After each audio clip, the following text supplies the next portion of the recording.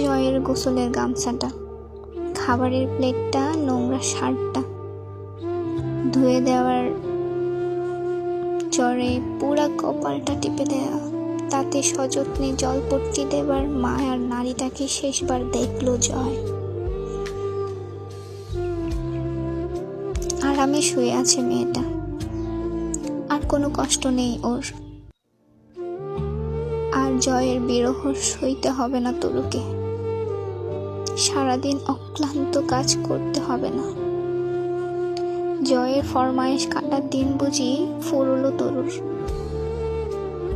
জয় আর ধমকে ডেকে বলবে না, এই প্যান্টটা ধুয়ে দিসনি কেন, এখন কার বালটা পরে বাইরে যাব আমি? সবকিছুর অবসান ঘটিয়ে কত আরামে শুয়ে পড়ে আছে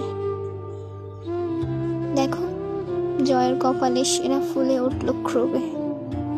চিৎকার করে বলতে ইচ্ছে করলো, স্বার্থপর বান্দির বাচ্চা, চলে যাচ্ছিস? এই তাকা, ভয়ে ভয়ে চোখে তাকা একবার, আমায় দেখ, চোখ লাল হয়ে আসছে, গলায় কিছু দলা হয়ে আছে। সত্যি বলছি, মালকে রাস্তায় পড়ে থাকবো, আর বাড়ি ফিরবো না কিন্তু।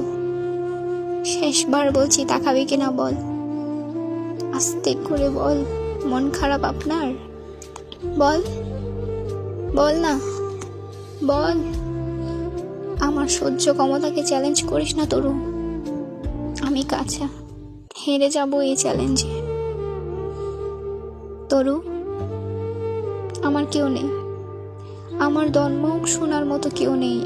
বাড়িতে মাছ রান্না হলে আমায় আলাদা করে ডাবল ডিমের অমলেট কেউ বানিয়ে দেবে না, দেবার মতো কেউ নেই তুই ছাড়া। আমি মাছ খেতে পারি না, ডিমের অমলেট কে বানাবে আমার?